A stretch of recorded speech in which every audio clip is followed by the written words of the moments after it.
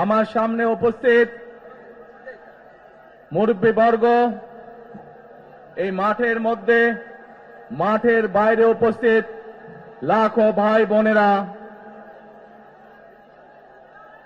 সাংবাদিক ভাইরা, ধানের শীষের ভোটাররা, আসসালাম আলাইকুম। আসসালাম আলাইকুম।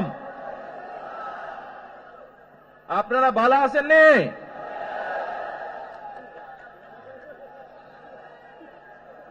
আলহামদুলিল্লাহ। প্রিয় ভাই বোনেরা, এই যে আপনারা এখানে আজকে লক্ষ লক্ষ মানুষ আজ এখানে সমবেত হয়েছেন, এই লক্ষ লক্ষ মানুষ সমবেত হওয়ার এই পরিস্থিতি তৈরি করার জন্য হাজারো মানুষ প্রাণ বিসর্জন দিয়েছে গত 15 বছর। আপনারা আজকে এই যে লক্ষ মানুষ এখানে উপস্থিত হয়েছেন, আপনাদের যে রাজনৈতিক অধিকার প্রতিষ্ঠা করার জন্য, আপনাদের কথা বলার বাক স্বাধীনতার অধিকার, আপনাদের নিরাপত্তা পাওয়ার অধিকার প্রতিষ্ঠিত করার জন্য আজ যে আপনারা এখানে একত্রিত হয়েছেন, এই অধিকার প্রতিষ্ঠিত করতে গিয়ে আমরা আমাদের মাঝে থেকে ইলিয়াস আলীকে হারিয়েছি, আমরা আমাদের মাঝে থেকে জুনায়েদকে হারিয়েছি, আমরা আমাদের মাঝে থেকে দিনারকে হারিয়েছি।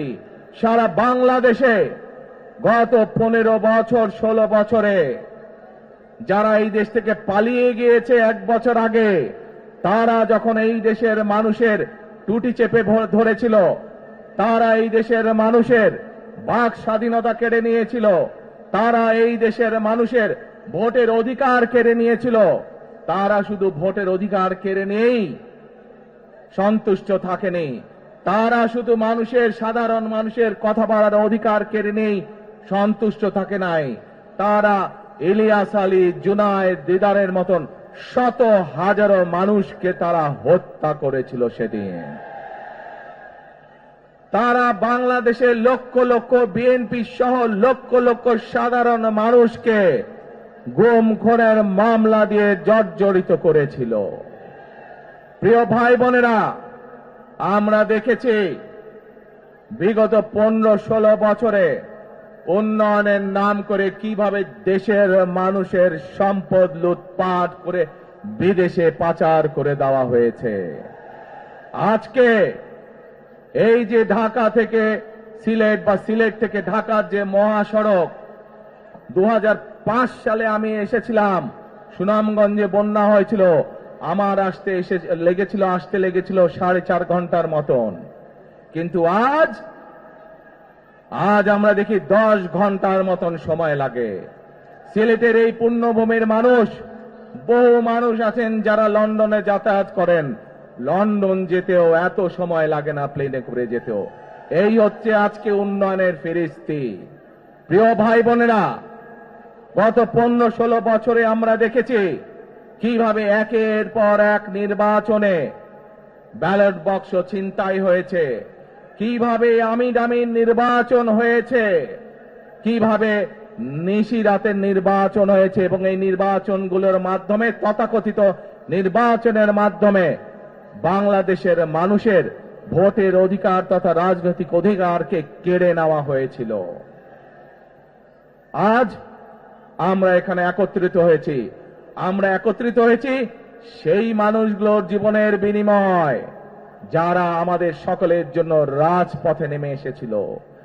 আমরা আজ এখানে একত্রিত হতে পেরেছি সেই মানুষগুলোর ত্যাগের বিনিময়ে যারা বিভিন্নভাবে নির্যাতিত হয়েছে, অত্যাচারিত হয়েছে, পঙ্গুত্ব বরণ করেছে।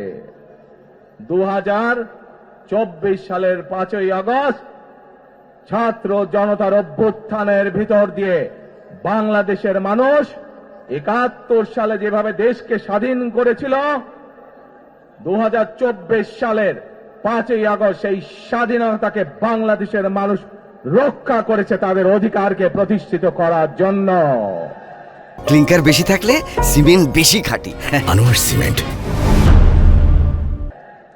প্রিয় ভাই বোনেরা, এখানে বহু মুরব্বী উপস্থিত আছেন, যারা কালের সাক্ষী শহীদ রাষ্ট্রপতি জিয়াউর রহমানের সময় কিভাবে দেশে বহুদলীয় গণতন্ত্র রচিত হয়েছে।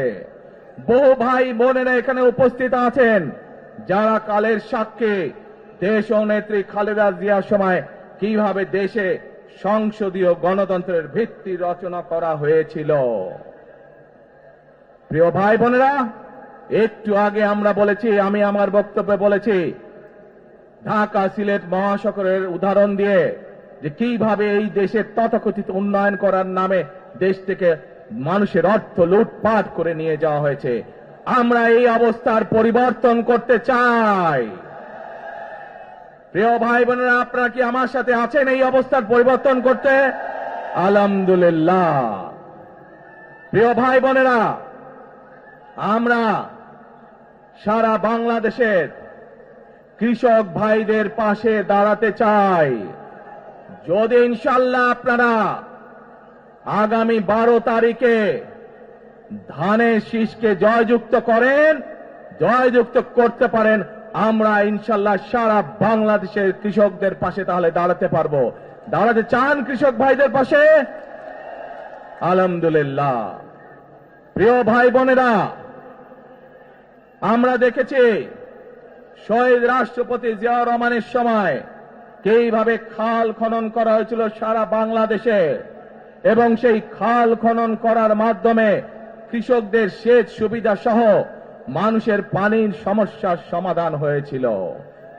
জানেন আপনারা এতে খাল খনন নিয়ে কে কে জানেন?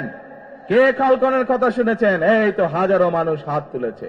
প্রিয় ভাই বোনেরা, বিএনপি ইনশাআল্লাহ 12 তারিখের ভোটে নির্বাচিত হলে আমরা আবার খাল খনন কর্মসূচি শুরু করতে চাই। কে সারা দেশে, সিলেটের বালাগঞ্জ সহ সারা দেশে খাল খনন শুরু করতে চাই? কারা কারা খাল খনন করতে চান? আলহামদুলিল্লাহ। আমরা দেশে খাল কাটবো, দেশের নদীতে পানি নিয়ে আসবো, খালে বিলে পানি নিয়ে আসবো। কেন? আপনাদের মনে আছে কয়েক বছর আগে কিভাবে ওই পাশ থেকে পানি ছেড়ে দেওয়া হয়েছিল, সারা সিলেট শহর ভেসে গিয়েছিল বন্যার পানিতে, মনে আছে? সেজন্যই আমরা বলেছি একটি কথা, আমরা দেখেছি গত 15-16 বছর কিভাবে এই দেশকে অন্য দেশের কাছে বন্ধক দিয়ে দেওয়া হয়েছিল। সেজন্যই আমি বলেছি দিল্লি নয়, পিন্ডি নয়, নয় অন্য কোন দেশ, সবার আগে বাংলাদেশ। প্রিয় ভাই বোনেরা, আমি আরেকটি কথা বলেছিলাম যখন স্বৈরাচার এই দেশের মানুষের ঘাড়ে চেপে বসেছিল, সেই কথাটা ছিল টেক ব্যাক বাংলাদেশ। মনে আছে? জি, আমরা টেক ব্যাক বাংলাদেশের অর্ধেক পথে, হাফ পথে এসে দাঁড়িয়েছি, অর্ধেক পথে এসে দাঁড়িয়েছি। দেশকে আমরা স্বৈরাচার মুক্ত করেছি, আমরা গণতন্ত্রের প্রতিষ্ঠার যাত্রা শুরু করেছি। এখনো সেই যাত্রা শুরু হয়নি। 12 তারিখে ধানের শীষকে নির্বাচিত করার মাধ্যমে গণতন্ত্রের সেই যাত্রা শুরু হবে। টেক ব্যাক বাংলাদেশ মানে শুধু গণতন্ত্রই রক্ষা নয়, এর সাথে আরো কথা আছে। ওই যে বললাম খাল খনন, ওই যে বললাম কৃষক ভাইদের পাশে দাঁড়ানো, শুধু এখানেই থেমে থাকলে চলবে না।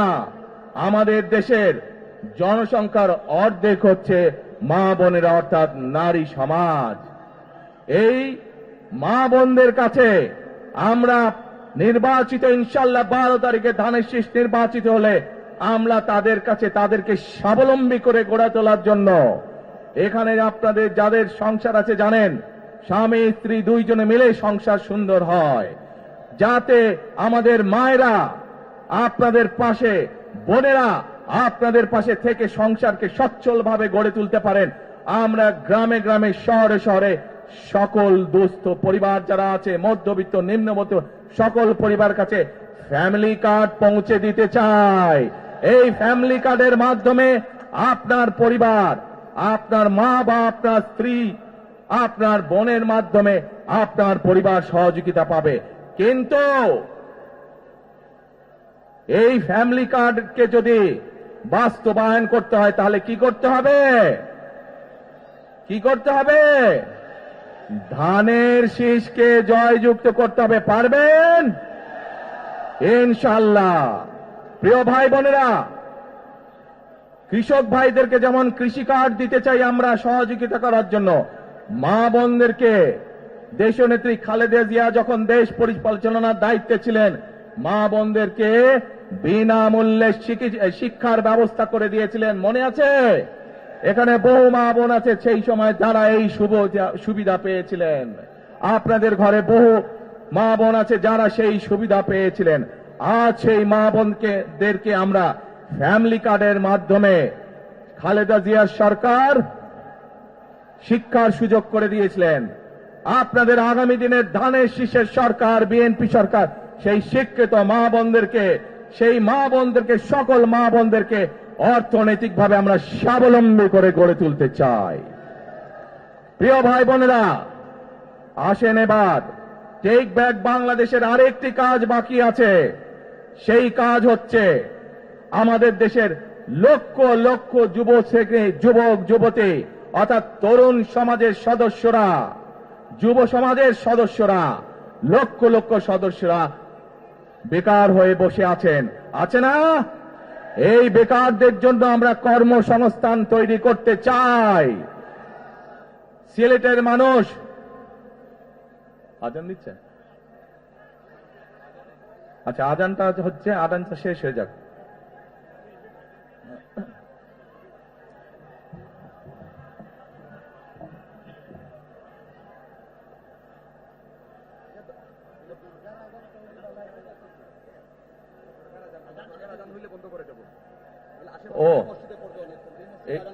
ও আচ্ছা, এই মসজিদের আজান। আচ্ছা প্রিয় ভাই বোনেরা, এই দরগার মসজিদের আজান শুরু হলে আমরা কিছুক্ষণ বিরতি দিব আজানটা শেষ না পর্যন্ত, তাহলে তার আগে বক্তব্য রাখি নাকি?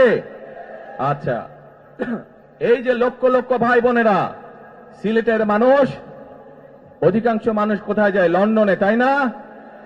আরো অন্য অন্য দেশে যায়। কিন্তু এই যে মানুষগুলো যাচ্ছে, এই মানুষগুলোকে আমরা বিভিন্নভাবে ট্রেনিং দিতে চাই। ট্রেনিং দিয়ে ভাষা শিক্ষার মাধ্যমে আমরা এই মানুষগুলোকে দক্ষ করে গড়ে তুলতে চাই। সিলেটের বহু মানুষ সৌদি আরব সহ মধ্যপ্রাচ্যেরও বিভিন্ন দেশে যায়। আমরা এই মানুষগুলোকে দক্ষ করে গড়ে তুলে কর্মসংস্থানের সুযোগ তৈরি করতে চাই। কিন্তু সেই সুযোগ তৈরি করা একমাত্র তখনই সম্ভব যখন আপনারা ধানের শীষকে জয়যুক্ত করতে পারবেন। কি পারবেন? যুব সমাজের কর্মসংস্থান তৈরি করতে চাই। আমার লক্ষ লক্ষ ভাই বোনেরা বেকার হয়ে বসে আছে, আমরা তাদেরকে বেকার রাখতে চাই না। আমরা তাদের জন্য কাজের সংস্থান সৃষ্টি করতে চাই, কারণ তারা যাতে স্বাবলম্বী হতে পারে। তাদেরকে বিভিন্ন বিষয়ে ট্রেনিং দিয়ে আমরা দক্ষ শ্রমিক হিসেবে গড়ে তুলতে চাই, সেটি দেশের ভেতরে দেশের বাইরে যাতে করে তারা কর্মসংস্থানের ব্যবস্থা করতে পারে। সরকার থেকে আমরা ইনশাআল্লাহ সেই ব্যবস্থা গ্রহণ করব, যাতে সেই দক্ষ মানুষকে সারা পৃথিবীতে আমরা ছড়িয়ে ছিটিয়ে দিতে পারি, যাতে করে তারা স্বাবলম্বী হয়ে নিজের পায়ে দাঁড়াতে পারে। প্রিয় ভাই বোনেরা, আমরা বহু মানুষের জীবনের ত্যাগের বিনিময়ে আজকে এই গণতন্ত্রকে আমরা প্রতিষ্ঠিত করার পথে এগিয়ে যাচ্ছি। কিন্তু আমরা বিগত কিছুদিন ধরে খেয়াল করে দেখছি, বাংলাদেশের কোন মহল, এই দেশের ভেতরে কোন মহল ষড়যন্ত্রের চেষ্টা করছে। গত কয়েকদিন ধরে আপনারা দেখেছেন, পত্র পত্রিকায় এসেছে, বিভিন্ন সোশ্যাল মিডিয়াতে এসেছে, মধ্যপ্রাচ্য সহ বিভিন্ন দেশে পোস্টাল ব্যালট যেগুলো পাঠানো হয়েছে সেগুলোকে কিভাবে ডাকাতি করা হয়েছে। ঠিক যারা এই দেশ থেকে পালিয়ে গেছে তারা যেভাবে আপনাদের ভোট ডাকাতি করেছিল, ঠিক একইভাবে আবার সেই ষড়যন্ত্র শুরু হয়েছে। দেখেছেন আপনারা? দেখেছেন? প্রিয় ভাই বোনেরা, সেই ষড়যন্ত্রের বিরুদ্ধে সজাগ থাকতে হবে। বিদেশে বসে তারা ষড়যন্ত্র করছে, একইভাবে আপনাদের আবার যে ইলিয়াস আলী, দিদার, জুনায়েদ সহ হাজারো মানুষের প্রাণের বিনিময়ে যে অধিকার আমরা অর্জন করেছি, 24-এর গণ আন্দোলনের, জনগণের আন্দোলনে এই সিলেট শহরে 13 জন আমাদের জীবন দান করেছে, 13টি প্রাণ ঝরে গিয়েছে আমাদের। প্রিয় ভাই বোনেরা, এই প্রাণগুলোর বিসর্জনের মাধ্যমে আমরা যেই অধিকার আদায়ের পথে নেমেছি, একটি কুচক্রী মহল এরই ভিতরে ষড়যন্ত্র শুরু করে দিয়েছে। দেশের ভেতরেও তাদের ষড়যন্ত্র থেমে নেই, কিন্তু 2024 সালের 5ই আগস্ট এই বাংলাদেশের জনগণ প্রমাণ করে দিয়েছে যে বাংলাদেশের জনগণ ঐক্যবদ্ধ থাকলে, ঐক্যবদ্ধভাবে নেমে আসলে যে কোনো ষড়যন্ত্রকে বাংলাদেশের মানুষ প্রতিহত করতে পারে। পারবেন আপনারা প্রতিহত করতে? ইনশাআল্লাহ। প্রিয় ভাই বোনেরা, এখন আমি আপনাদের সামনে একটি প্রশ্ন করতে চাই। এইখান থেকে আমার সামনে যারা বসে আছেন, এর মধ্যে থেকে মুরব্বী যারা বসে আছেন, ওমরা বা হজ করতে গিয়েছেন, এরকম একজন হাত তুলেন। ওমরা বা হজ করে আসছেন, একজন মুরব্বী মানুষ, ওই যে লাল টুপি পরে বসে আছে, রুমন নিয়ে আসো তো ওনাকে। আপনি আসেন দেখি সামনে, সামনে আসেন, আমার কাছে আসেন।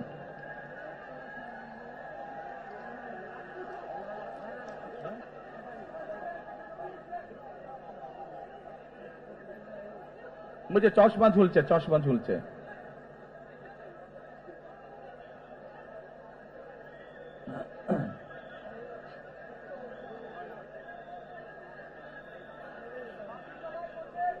বসেন, আপনারা বসেন, উনি এখনই মঞ্চে উঠবে, আপনারা সবাই দেখতে পারবেন কে মানুষটা।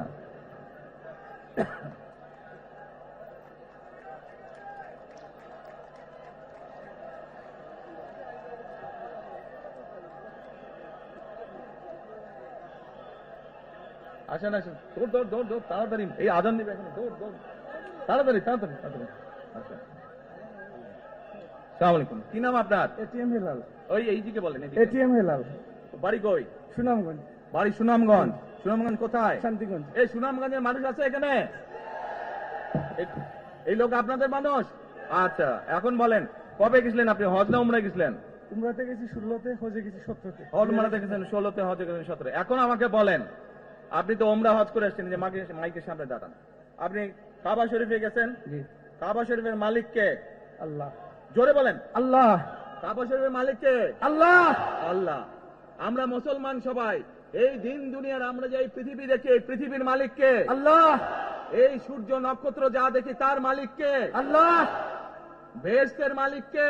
আল্লাহ। দোজখের মালিক কে? আল্লাহ। আচ্ছা, দাঁড়ান, এবার আপনি বসেন এখানে। আপনারা সকলেই সাক্ষী দিলেন, দোজখের মালিক আল্লাহ, বেহেশতের মালিক আল্লাহ, এই পৃথিবীর মালিক আল্লাহ, কাবার মালিক আল্লাহ। আরে ভাই, যেটার মালিক আল্লাহ সেটা কি অন্য কেউ দেওয়ার ক্ষমতা রাখে? রাখে না। তাহলে কি দাঁড়ালো? নির্বাচনের আগেই একটি দল এই দিব ওই দিব বলছে, টিকিট দিব বলছে না? যেটার মালিক মানুষ না, সেইটার কথা যদি সে বলে, এক শিরকি করা হচ্ছে, হচ্ছে না? যার মালিক আল্লাহ, যার অধিকার শুধু আল্লাহর একমাত্র, সবকিছুর অধিকার উপরে আল্লাহর অধিকার। কাজেই আগেই তো আপনাদেরকে ঠকাচ্ছে, নির্বাচনের ফলে তাহলে কেমন ঠকাবে আপনাদেরকে বোঝেন এবার। শুধু ঠকাচ্ছেই না মানুষকে, যারা মুসলমান তাদেরকে শিরকি করাচ্ছে তারা, নাউজুবিল্লাহ। প্রিয় ভাই বোনেরা, কেউ কেউ বলে অমুককে দেখেছে, তমুককে দেখেছে, এবার একে দেখেন। প্রিয় ভাই বোনেরা, 1971 সালের যুদ্ধ, যেই যুদ্ধে লক্ষ মানুষের প্রাণের বিনিময়ে এই দেশ স্বাধীন হয়েছে, আমাদের এই প্রিয় মাতৃভূমি, সেই মাতৃভূমিকে স্বাধীন করার সময় অনেকের ভূমিকা আমরা দেখেছি, যাদের ভূমিকার কারণে এই দেশের লক্ষ লক্ষ ভাইয়েরা শহীদ হয়েছে, এই দেশের লক্ষ লক্ষ মা বোনেরা তাদের সম্মান হানি হয়েছে। কাজে তাদেরকে তো বাংলাদেশের মানুষের মধ্যে দেখেই নিয়েছে। এখন প্রিয় ভাই বোনেরা, এই কুফরির বিরুদ্ধে, এই হঠকারিতার বিরুদ্ধে, এই মিথ্যার বিরুদ্ধে আমাদেরকে ঐক্যবদ্ধ হতে হবে।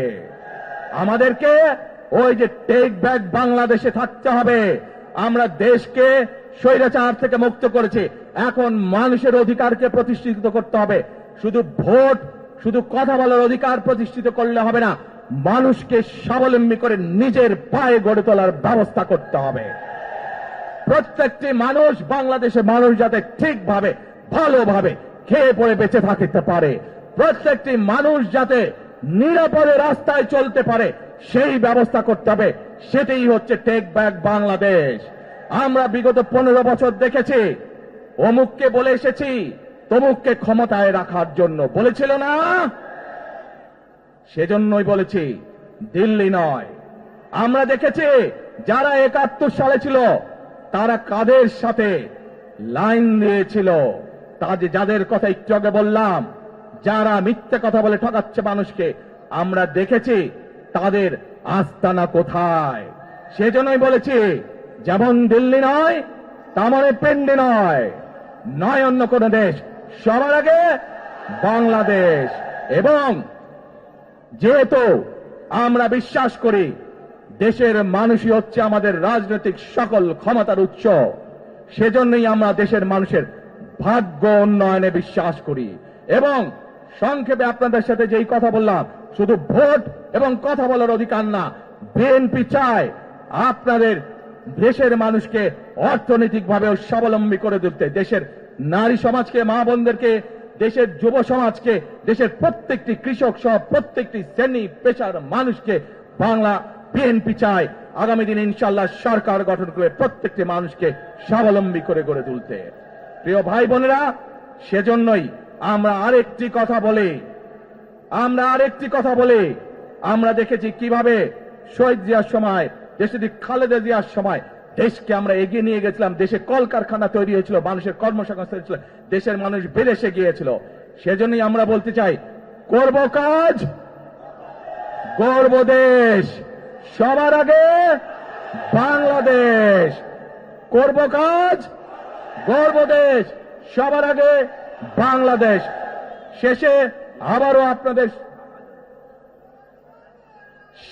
আবারও আপনাদের কাছ থেকে আগামী 12 তারিখে ধানের শীষের পক্ষে ভোট চেয়ে একটি কথা বলতে চাই, ইনশাআল্লাহ আগামী দিনে বিএনপি সরকার গঠিত হলে আমরা নবী করিম সাল্লাল্লাহু আলাইহি সাল্লামের ন্যায় পরায়ণতার ভিত্তিতে ইনশাআল্লাহ দেশকে পরিচালনা করব। আল্লাহ হাফেজ। বাংলাদেশ জিন্দাবাদ, বাংলাদেশ জিন্দাবাদ। আল্লাহ হাফেজ।